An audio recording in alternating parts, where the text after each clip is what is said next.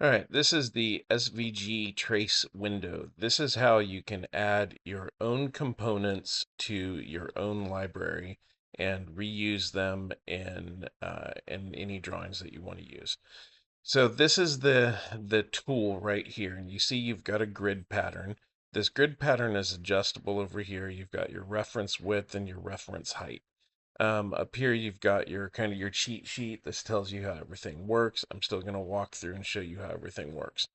The first step that you want to do, let's say you're going to trace a component. That's why it's called a trace tool.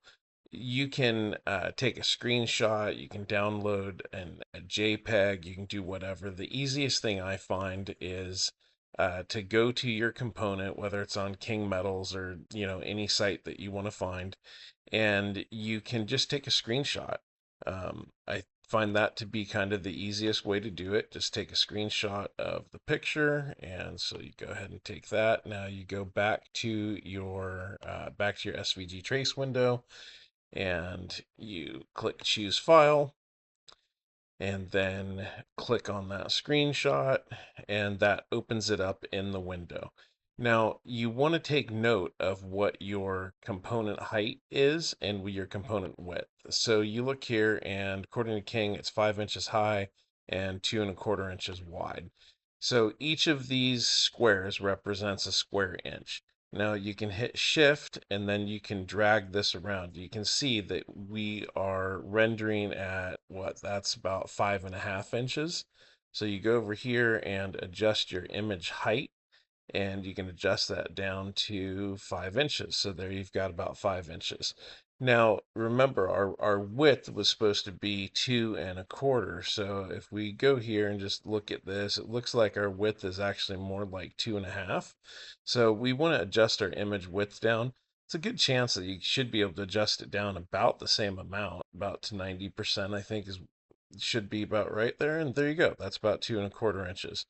Now, there is a center button to center your image, but since you've taken a screenshot and the screenshots of an image that's not exactly perfect, the center button won't necessarily give you exactly what you want. Um, the way I like to do this is draw just one half, like draw the left half of the image and then click mirror horizontal, and that gives you the other half of the image. So again, click shift, and now you can kind of center your image, get an idea there about where you want it.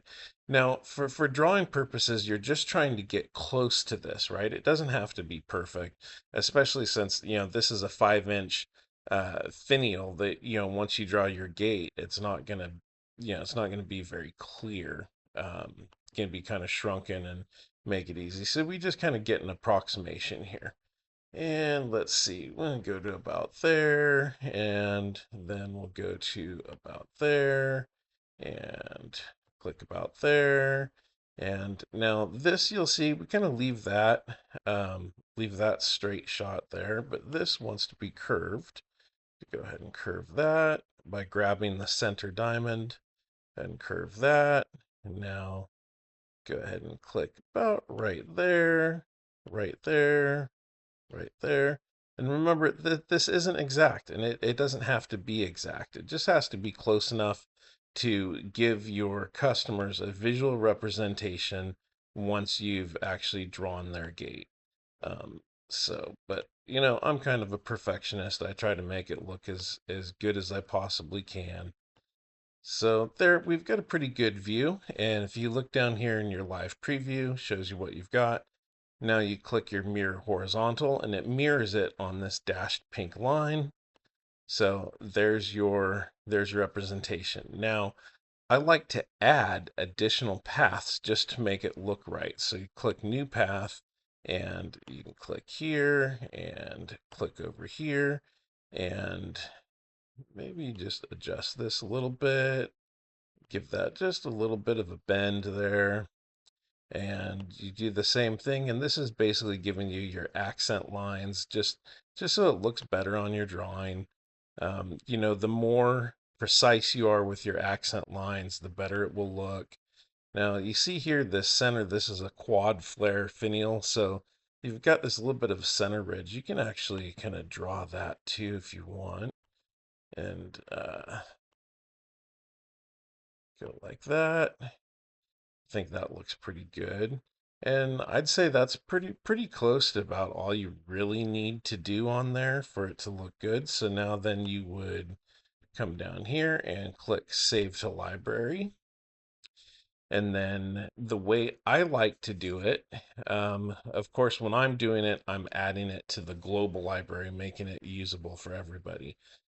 This here is saving it to your individual component library.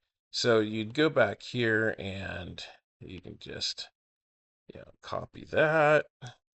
Now, you can name it, since it's your library, you can name it whatever you want to. This is just how I do it. Um, but it's whatever makes sense for you, whatever works for you. This is going into your library. Finial, apply drawing, fill is how the fill behavior. Now, here's your compatible sizes. So again, this is for a 1/2 inch square, so you want to click compatible size 1/2 inch. So now when you're doing your drawing and you're picking finials, this will only show up if you have 1/2 inch pickets. Then you can set your supplier here, set your part number. You can copy the product link, save notes. I'm just going to go ahead and say King Metal. And the part number here is 451533. And this works with any supplier. It's not just King. I mean, you can pull from Jansen, you can pull from anywhere. The key is that you just need some sort of a, whoops, I do that a lot. You just need some sort of a drawing that you can trace off of, and that gives you your, then go ahead and save that. And now click on your component library and click on finials. And you can see this is your cast iron spear quad flare. And now you can go ahead and add that to any drawing. And this works with anything, even handmade components. If you want to, draw something up on your own, then you can do that.